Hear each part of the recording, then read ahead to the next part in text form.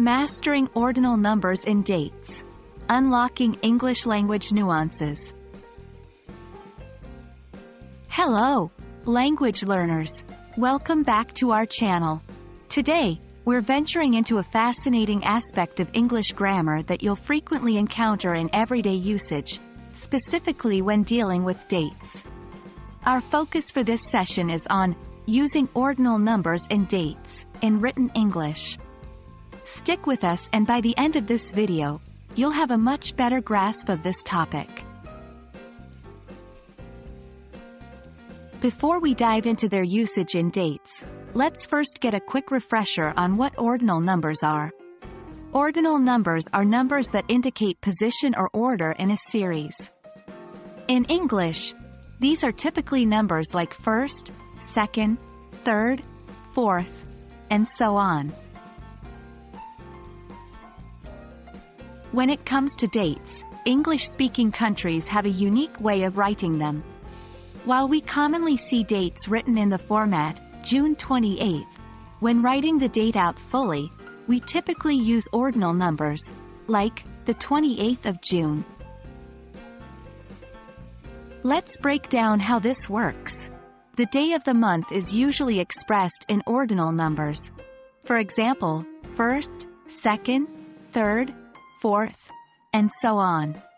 The ordinal number comes after the day and is followed by the preposition of, and then the month.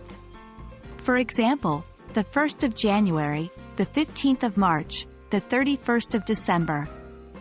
Note that when writing the full date, we use the before the day. For example, the meeting will be on the 2nd of July. Although the rules we've discussed are generally applicable, there are some exceptions and additional tips to keep in mind. In informal writing or speech, sometimes the of and the can be omitted, like, meet me on July 4th. When writing the date numerically, you typically don't include the ordinal indicator.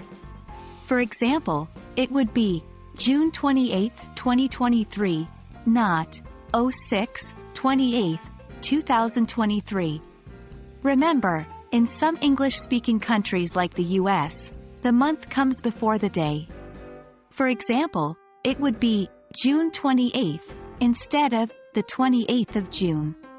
However, the full written form still uses ordinal numbers, the 28th of June. Well, there you have it, folks. That wraps up our exploration of using ordinal numbers and dates in written English. It's a subtle skill, but it's one that can make a big difference in ensuring your English communication is accurate and natural. We hope you found this video helpful and enlightening. Keep practicing, stay curious, and we'll see you in our next English grammar adventure. Happy learning!